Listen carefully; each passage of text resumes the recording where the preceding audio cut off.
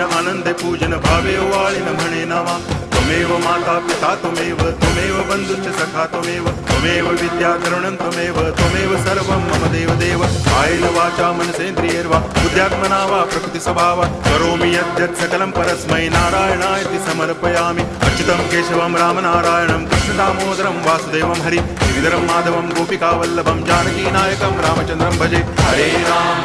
Ram